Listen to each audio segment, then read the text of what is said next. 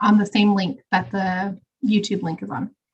So welcome, thank you so much for joining us. We are going to go over how to create a four-year plan and a little bit over the course request process as we just started on Friday. So we want to make sure that all families are aware and have access to all the materials that are available to everyone on our website. So I have our entire counseling team here joining us. So I'd like to welcome everybody and introduce everyone. I am Vanessa Ho. I am one of the counselors here at Westview. And then I will have everyone else just unmute themselves and say hello. Hi, everyone. I'm Mrs. Cudmore. I'm obviously one of the counselors here as well. Thank you for joining us tonight. I'm Miss Berner, and I am with Alphabet A through FEL. So welcome to our four-year planning night. Hello, I am Mrs. Ramirez, and I work with students LIN through ROG. Hope you guys have a great evening. Hi, good evening, everyone. I'm Mr. Mata, and I work with students in a capacity of intervention and also career technical education courses. Welcome. Perfect. Thank you so much, everyone, for joining us. So we'll get started with our four-year plan presentation. So our agenda for today, we are going to go over some of the Westview terminology in the 4x4 schedule. I know we tend to use a lot of these terms, and we talk about the four-year plan or the 4x4 and some of the Westview terminology in a way that we sometimes forget that not everyone is familiar with our lingo. So we're going to go over some of that. We will also go over your college and graduation requirements, understanding how to review your course credits and course history, and then also how to create a four-year plan, as well as some of the course selection resources that we have available for you for this coming year. So let's get started. What is a term versus a quarter? This tends to be one of our biggest questions that we get when it comes to families. Students seem to know what somehow they know what we're talking about, but inevitably every year we always have the same conversation with families around, you say semester, you say term, quarter. So we're going to try and set that straight a little bit. So in our academic school year, which runs typically from August to June, it's broken up into two things that we call terms. In a lot of schools, you call them semesters, but typically we call them terms. In each term, students take a set of up to 4 classes, 3 to 4 classes typically. And then they change their classes the next term, typically for most students, depending on their classes. Within each term, you also have quarters. The quarters are where grades are given. So for instance, if a student takes English 1-2 in term 1, they will get a grade for English 1, and then they'll get another grade for English 2. Same is true for quarters 3 and 4. Within term 2, you get a grade for the first quarter for quarter 3, and you get a grade for quarter 4. Each class in each quarter earns 5 credits. So depending on how many classes you take, you have the potential to earn up to 80 credits throughout the whole school year. So if a student had a full schedule of 4 classes, they would earn 20 credits in quarter 1, 20 credits in quarter 2, 3 and 4, up to 80 credits. If a student had an off roll the whole year, they would have 60 credits throughout the whole school year. Okay. So again, in regards to earning credits, each one of our classes that is in one of the periods 1, 2, 3, 4, typically earn 5 credits each quarter. So each class is worth 10 credits. Each for a minimum schedule. So if a student had an off roll all school year, they would earn up to 60 credits. And if they had a full schedule, 80 credits. So in order to graduate, students have to earn 230 credits in various subject areas. So as you can see, in the minimum schedule scenario, you still earn more than 230 credits. And in a full schedule of having 4 classes each year, students earn an extra 90 credits. So what do you do with those extra credits? You take all your graduation and college requirements. And then you also explore different interests as well. So this is our graduation and A through G requirement chart. I tend to like to point out the differences between the two requirements. One of the biggest differences is in the math area. So we use the UC and CSU admissions requirements. They're called the A through G requirements as our base for college admissions, as many of our students do attend a California public university. But we also do like to couch that with Every college has different requirements outside of the UC and CSU system. So it's important that if you are looking outside of those schools to look at the requirements for each of those schools. As every year we find more and more schools have different requirements. They might have more, they might have less, but it's always important for students as they're doing their research to also look at their admissions requirements for different colleges. So one of the big differences is with math. Math does require you to have 3 years for A through G requirements. And it really means that you have to have at least integrated math 3. And I'll talk about what that could look like for students, what the 3 years or 4 recommended might look like on one of the next slides. So that's a little bit different from our graduation requirements. Another thing that is different is our language other than English. It is required for college admissions for most colleges and universities, but it's not required for graduation requirements. So students do need to get to at least the 3-4 level of a language other than English. In addition, students both need to take electives to graduate as well as at least a college prep elective. And there's specific courses that are college prep electives exclusively. But really, if students take more than the minimum required in any of the A through F requirements for college, they will satisfy that college prep elective. It will count towards the college prep elective. The same is true for our elective credits. Students don't necessarily have to take elective classes specifically. They can take extra classes in any of the above areas, and those would count towards elective credits as well. One other thing that I like to point out is that our exercise nutritional science, all of our 9th graders take ENS 1 through 4. That actually earns them 5 credits of health, which they all need to graduate, as well as 15 credits of PE. The PE, they still need 20 more or 5 more credits of PE. So most of our students will take a physical education class at some point throughout their high school career. We always encourage them to put it into their schedule where they might have their most rigorous year, because it helps to lighten their load a little bit and not have another class that they're going to have a lot of homework or a lot of assignments for. So it's actually physical education classes can be a great way to create some space in their schedule and some time in their day to get some physical exercise. In addition, all of the courses in the A through G requirements do need to be passed with a C or better. If students earn a D or an F in the class, they do need to repeat it in order for it to count towards meeting those requirements. Okay, moving on. So when a student takes a higher level math or world language course, the colleges and universities will recognize the highest level as meeting the equivalent of that number of years. So what that means, because I know that might sound like it's a mouthful, it's a lot to say. For example, if a student takes integrated math 1 in 8th grade, for instance, and then in 9th grade, they take integrated math 2, 10th grade, they take integrated math 3, and then in 11th, they take pre-calculus and AP calculus, this actually will equate to 5 years of math. Even though in high school, they technically only took 1, 2, 3, 4 math classes, it's whatever the highest level course was. So the assumption is, even if a student took AP calculus in 9th grade, the assumption is that they have the knowledge of all 4 previous years of that class, of the math classes preceding it. So that would still equate to 5 math classes. So we always get that question as to, we always get the question, especially in regards to the world language, where students may have taken a language prior to high school and then took only the highest level classes in high school. Whatever the highest level is, that counts as that equivalent number of years. So this example of Spanish would equate to 6 years of language other than English. Okay. And many colleges do have questions on their application that does ask them for any courses that they took prior to starting high school. So they would be able to indicate that they had taken a certain number of math or language other than English courses prior to starting high school in their application. And also, just as a reminder, all of these slides will be available on our website for you to view later, and it has clickable links and everything as well.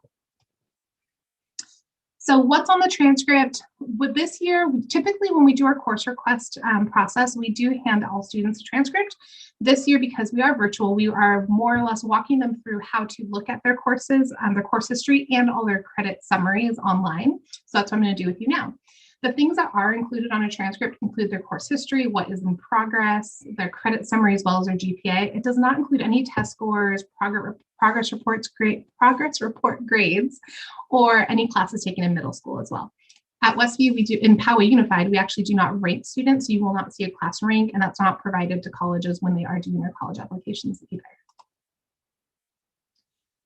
So when you are on Student View or on Synergy, we were having discussion what people actually call it, but if you were on Synergy or Parent View, you would be able to see the course history tab on the left-hand side. And this is what I think a ninth grade students might look like. You would see a bar graph with all of the graduation subject areas. And then the green is for the number of credits completed.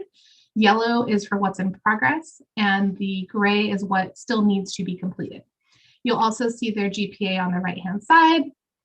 And just a quick note on that, your GPA is actually, there's 4 different GPAs. I would say don't worry so much about the Cal Grant one at this point. That is more applicable when they're seniors, and it takes specific grade levels and looks at specific classes that are sent then to the state for eligibility for grant status for colleges, for college financial aid. The eligibility GPA is we look at every single grade that students have on their transcript, and that's what's used for athletics and determining students' eligibility for sports. Now, the academic GPA it takes all classes except for our physical education classes and our service classes. Service classes being, for instance, ASB or academic tutor. And it weights those classes that are AP courses, which means if a student got an A in an AP course, it actually is worth 5 points versus 4 points in our with our college preparatory classes. So it takes all of those classes and it calculates it with that extra weight. The unweighted GPA looks at the same classes, so it does not include the physical education or the service classes, but it does not count the weight in it from any AP courses that are counted. And then in addition, at the bottom of, sorry, now that I moved my cursor, the toolbar came up, but at the bottom of the screenshot, you can see where it says student course history, and there's a toggle button that says detail on or off. And you would put on, and you can see all of the student courses from middle school as well as from high school, and you can filter it to just look at high school classes that they have taken. And you can see every single grade and every single class that they have earned grades for. If, for instance, a student is taking an AP class this year and is going to take an AP exam and potentially might earn a grade bump next year on that particular class, this is where you would want to check to see if that grade bump has actually occurred. So a lot of times students will email us and ask us if it has been changed. You can actually check that on your own from this particular page on Synergy. In addition, let me go back really quick. So if you click on this toggle button here where it says detail, you'll actually go to a screen that looks like this right below it. This table will pull up right below it, and it will show the same bar graph with the green and yellow and gray, but just in a table format. So if this is what it looks like on a transcript, so if you're more familiar with what it looks like on a transcript, this would be much more suitable for you to look at. It shows it exactly the same way where it shows all the graduation subject area requirements, how many credits are required for that area, what has been completed at this point, what's currently in progress, and then what is still remaining. So this is the remaining column is a really great place to start when you look at what classes to select for next year, because it will help in guiding those decisions as to whether I take a physical science or a fine art or any of the other requirements that I need. Okay, Ms. Cudmore. All right. Hello, good evening, everyone. So I'm going to talk to you a little bit about developing a 4-year plan. Obviously, most of you that are here tonight are here to learn about how to fill out that 4-year plan form. We have copies of it available on our website, also in our counseling Canvas class, and the course registration newsletter that's going to be sent home to your students as well. All of those resources are available on several pages, our Westview website, as well as our counseling Canvas class. So if your student has a 4-year plan and they've already filled it out, they can take a look back at it, make any changes, or if they're just in the beginning stages of filling it out, they can start from scratch. We have 2 versions. One is a completely blank version, and the other one has some of the required classes by grade level pre-populated on there. So it kind of helps walk you through that. So on the 4-year plan,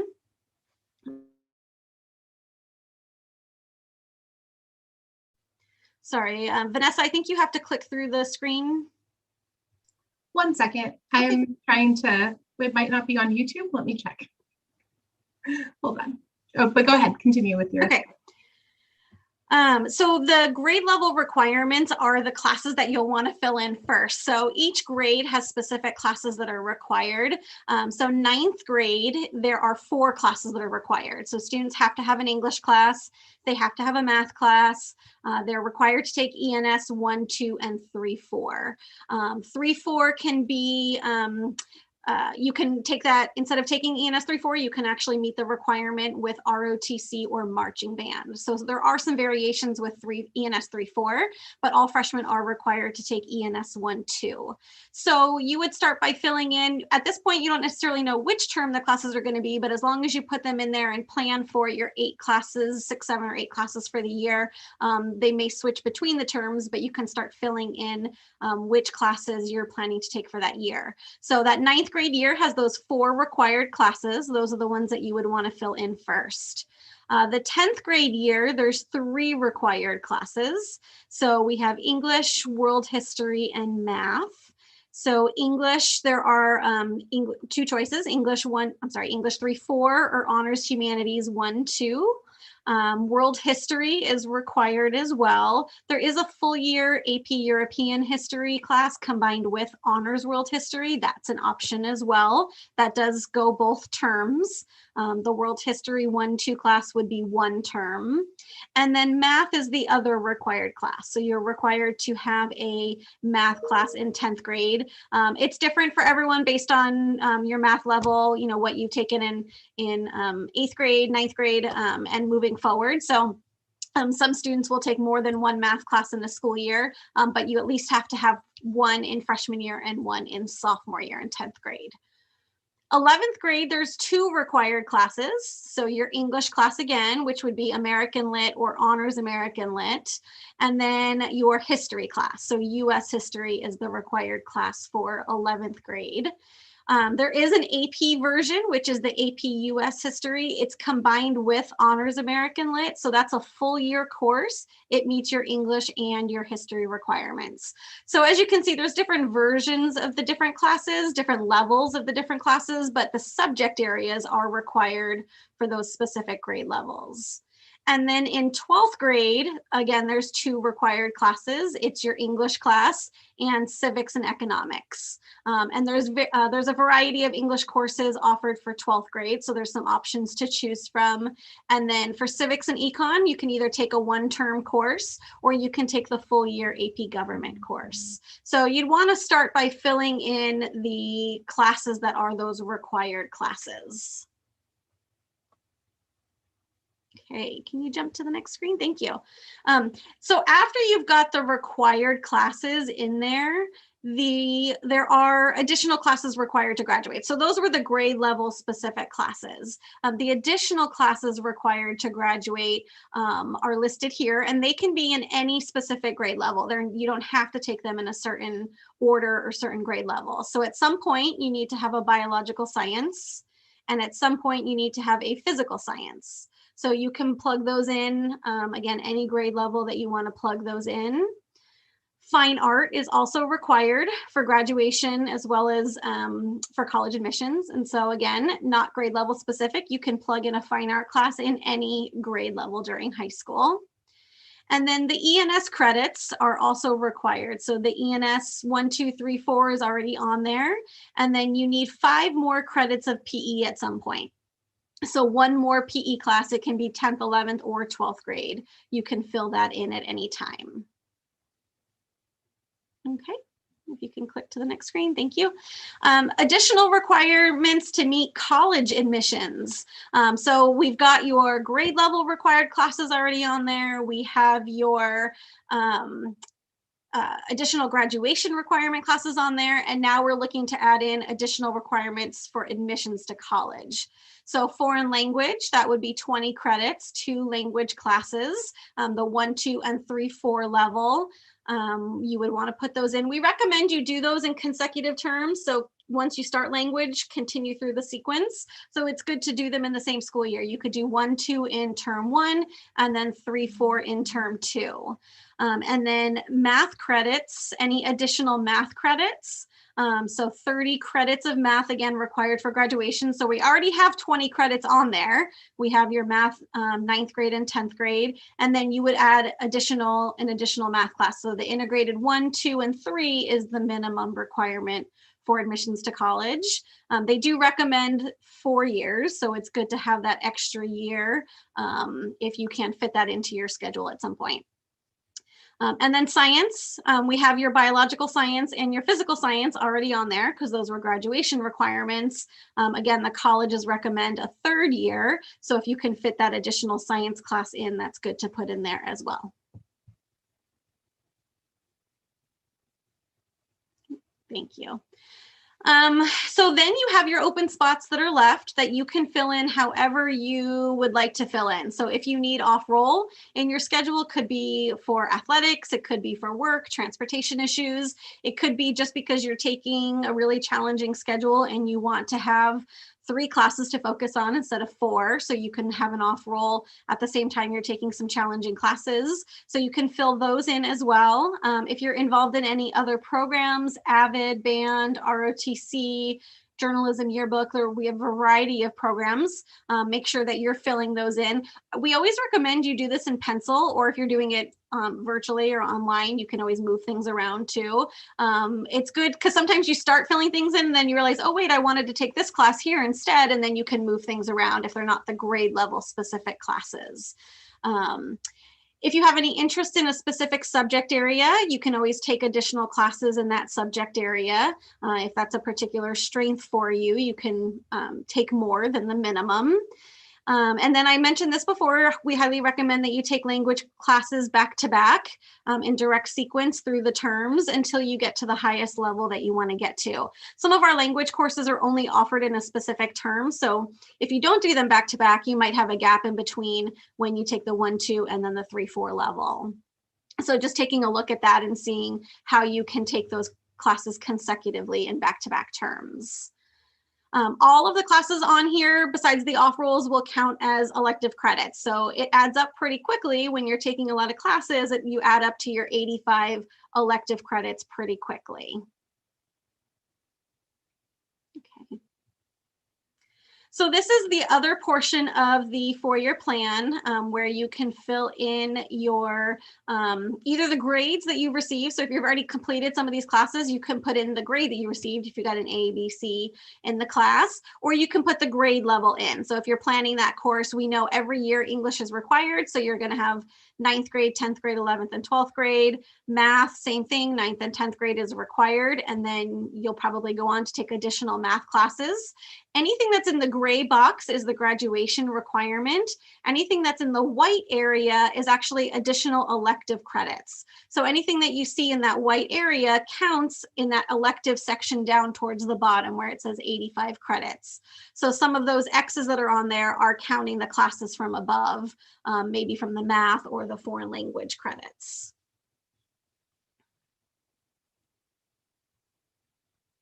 Okay, Mrs. Ho, I'm going to turn it back over to you. Thank you. Thank you. So, sorry, we are having technical difficulties with the live streaming to YouTube, so we apologize for that. This, in case anyone is joining us from attempting to join the YouTube channel, but is now jumping onto Zoom, the whole entire presentation is recorded on a different YouTube link. Unfortunately, the wrong one was shared in the message, so it will be posted again. So I apologize for that. Okay, so thank you, Ms. Cudmore, for going over all the 4-year plan information and how to create one. And one of the things we really want to reinforce is that balance is incredibly important. And I love this quote because it's not something you find, it's something you create. And part of creating a 4-year plan is creating one that has balance, as well as all the things that we know are important for our students, including rigor and curiosity and interest and things that they're passionate about. But it is important that that they're not being overloaded, that they're not taking on more than they're ready for at that moment. So I think everyone is has the ability and are capable to do all of the things that they want to do. It's just a matter of timing and the moment that we're in right now. So it's also important that we look at what our students are saying. So I believe it was last year, potentially the year before, we surveyed our students and asked them, we do this every year, and asked them, one of the questions we asked is whether or not they were stressed or feeling stressed. And 78% of our students did indicate that they were stressed. When we asked them why, they said this. 78% of them said that it was because of college admissions. They were nervous about getting into college. 70% were worried about finding a job. 67% uncertainty of their future. 67% were they didn't have enough time, and then 62% was that they felt like their parents set really high expectations for them. And as a parent, I know we do set high expectations for our children, and I believe we all know none of us want to stress our kids out. And unfortunately, all of the things that they see in the world, with people being so much harder to get into college, with uncertainty of the career of their potential careers in the future. All those things just add to their stress. And so helping and creating the 4-year plan, helping them find balance is really an important component of trying to lessen their stress and to help normalize that all of these things are things absolutely that they should be a little bit concerned about, but also that they need to do the best that they can possibly do, and focus on themselves and not what everyone else around them is doing as well. So how do we create balance? So assessing how much homework you have for each class. And we do this, like I said earlier, this presentation will be available for everyone to click on, because these do have hyperlinks to things. This is a homework assessment we had done for students, where we surveyed them and asked them how much time were they spending on their various classes. This is a bit dated. It's been a few years since we've done this again. But it does show you how much time students are saying that they're spending in particular classes. So as students are trying to pick out their classes for next year, we really want to encourage them to look at that and see, do you have the time to actually do the work for all of those classes in your week? And then, do you have other commitments? Do you also have sports or a job or family commitments? And so do you need an off roll? Do you need more time in your schedule to really be able to fulfill all your commitments and obligations? And then we also encourage students to use a weekly or a monthly calendar, and that can help them create that time and that balance. Sometimes I think when we get overwhelmed and we have so much on our plate, it's important to really be able to spread those things out throughout the week and see where we can attack those things and really try to do all of our to-dos. Also, it's important, I had this conversation with a parent this week about what AP class should my student take. And it really is heavily driven by their interests. So they should be pursuing classes and activities that they're actually passionate about, or that they think they might be passionate about. We know that not all high school students have found their passions, which is absolutely fine, but this is time for them to start discovering some of that and finding some interest. So that includes their classes that they're taking. So there's not a specific list of AP courses or certain AP courses that are good, that are easier than others. I always say the easiest AP class is the one that you're most interested in. So that should really be driving students' decisions on classes and what they want to take beyond what they're required to take. And we have, and this is another link to one of our many course selection resources. It's one of our course profiles. It lists a bunch of different classes with links to podcasts, videos, handouts, resources for students to look at as they decide which classes they want to take next year. In addition, building their skills. So gradually increasing their academic rigor. You can't go to the gym and start lifting 200 pounds. You have to work up to that. So, just like we would with students, a lot of students tend to, after 9th grade, jump into 2, maybe even 3 AP classes in 10th grade. And we highly discourage that, especially considering that in 9th grade, students have very limited, they tend to take less advanced courses. And so we would want them to gradually increase their load. See how much, maybe if they took 1 AP class in 10th grade, see how did you fare? Did you do well? Was that enough? Was it too easy? Was it too hard? Did you have time for all of your commitments? And then from there, in junior, you're looking at, could you increase or do you need to decrease your load? Rather than focusing on a number or a specific class that you have to take, really looking at increasing things as we would with anything else. And we really encourage students to take the recommended courses to prepare for those challenging classes. For instance, we know that chemistry is something that is recommended for students to take prior to taking AP Bio. When students go into AP Bio without having had that recommended course, they really struggle in the beginning. And so we really use the course catalog and some of the other resources that teachers provide that really stress those recommended courses that students should take, because it's not there to be a barrier to students accessing classes. It's really there to help students successfully access those classes. And why is this all important? Because we want students to have options to them after high school. Whether those options are going to a four-year college, community college, a job, to vocational school, to the military, whatever it is, we want them to have options. We want students, when they get to senior year, to look at a plethora of things around them that they can choose from, rather than feeling like they only have one option or two. So if we were in person, I'd play this game with you, and I really have fun playing it. But we try to make things a little more interactive.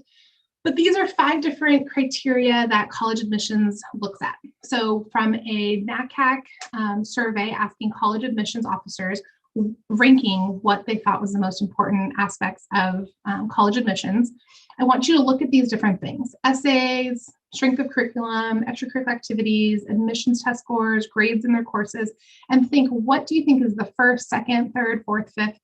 And these aren't necessarily the first, but what do you think, where do you think they all rank? And I'm going to put up the numbers so you can see. So the first is obviously the grades in their classes.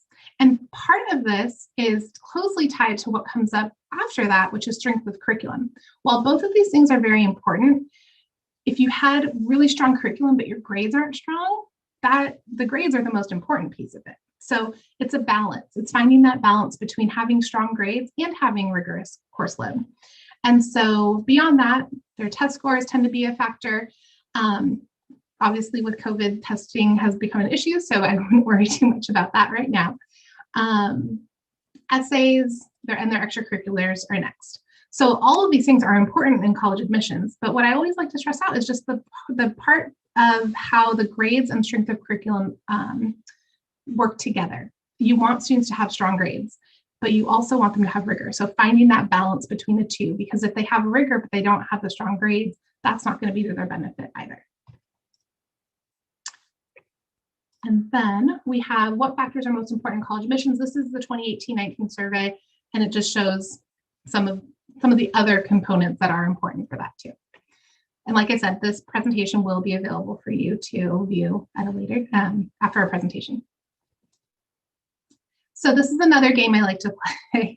It's much more exciting when there's people yelling names out to me. But these are 5 different students. They're actual Westview students, no names attached. I just took their GPAs, their SAT scores, and how many AP classes they took. And then these are 5, right? Okay, 5 of the colleges that they had attended. So while they may have gotten into other schools, these are where they actually attended. So you might already have some guesses. You might be looking at it thinking, okay, that's where that student went. That's probably where they went. And that's what I want you to do. I want you to kind of think, where do you think some of these students went? And I'm going to show you where they did. So the first student on the top left, they ended up attending Miramar College. And the reason I like this particular data point is that community colleges are a great opportunity, especially right now, because they are free for the first 2 years after you exit high school.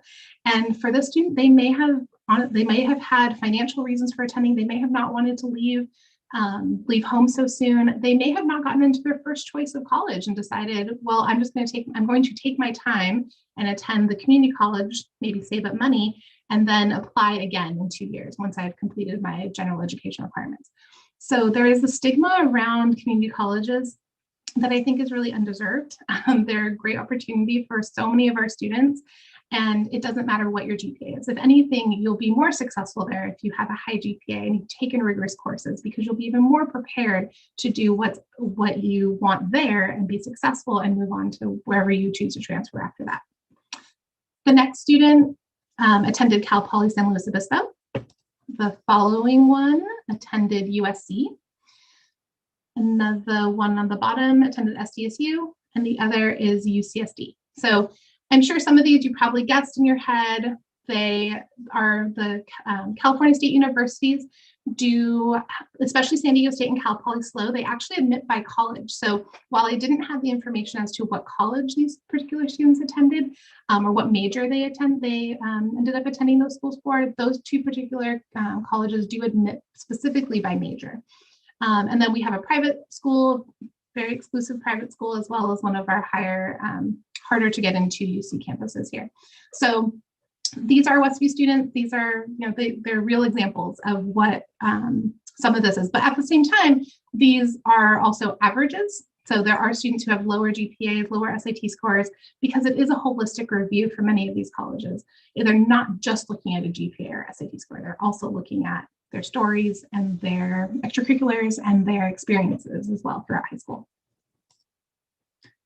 Okay, so our course request process has started. We went into 9th grade classrooms on Friday with Link Crew. We joined them and were able to present to them. Today, we did all our 10th grade students.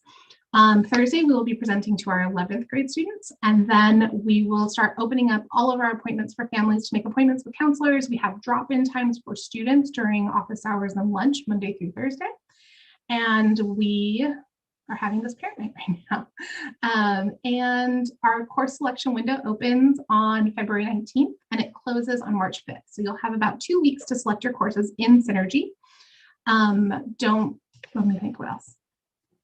You don't need to lock your courses, or I had a student today ask me, do I need to be the first one to select my courses? No, please take your time, be thoughtful on what you select, because we do build our schedule off of what students select right now for next year. We have a ton of online resources. We have our Counseling Canvas class does have a link to it that directs you directly to our Westview course registration resources. This Westview resources page does have all of the links for counseling appointments. We are limiting them to 10-minute appointments because we want to try and have as many appointments as possible with families.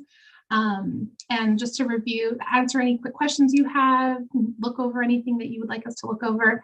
And then we do, like I said, have those drop-in appointments for students during lunch and office hours.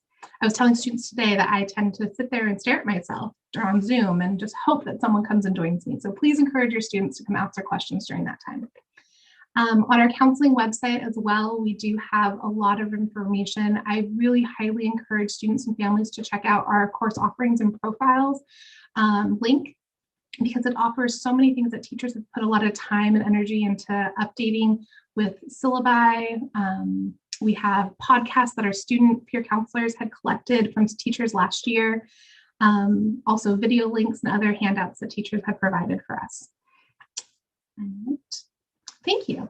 That is the end of our presentation. If you have time, we would greatly appreciate it if you could go to this link and fill out a quick survey to tell us how we can improve, because we do take your feedback, and really it's very important for us to make sure that we are meeting your needs and trying to provide you all the information you need, especially for this process, because it's very important that your students pick the right classes for their high school career. So if you do have any questions and you're in the Zoom, Ms. Berner is collecting any questions, and she's been answering them in the chat, I see. But if there's anything, Ms. Berner, that you want me to answer out loud, or you would like to answer out loud, please feel free. No, I think we're good. The very few chats coming in. Just the one clarification is students who do play a sport with Westview. We do have a PE exemption or a PE waiver form. They just can't do it during their 9th grade year. And we ask that they do it in 10th or 11th grade and not wait for senior year. And it doesn't, there's been a misconception that it's for varsity sports only. It is for any team sport that, yeah. So we do encourage for sure 10th and 11th grade. Okay. Was there, Mrs. Ho, for any of the families who maybe joined a little bit late, do you have a place where this will be posted that they can go back and see the first portion of the presentation? I sure will. I can actually, I'll post it right now in our chat for anyone who has joined here. And then I will also put it in on our counseling website under presentations. we do have it linked. We will have it linked there to this YouTube. Unfortunately, I apologize. It went to the wrong YouTube link for some reason. And so I will make sure that goes to the right place this time. We had about, between the two links, we had about half and half. So we got half of the people that were looking for it. So we'll definitely send it out. Yes, and I'll send a message out on my Connect tomorrow with the link to the correct YouTube video to watch. And apologize to everyone. I'm so sorry. All right, well, thank you so much. I hope you all have a great evening. Bye. Bye. Thank you. Thank you.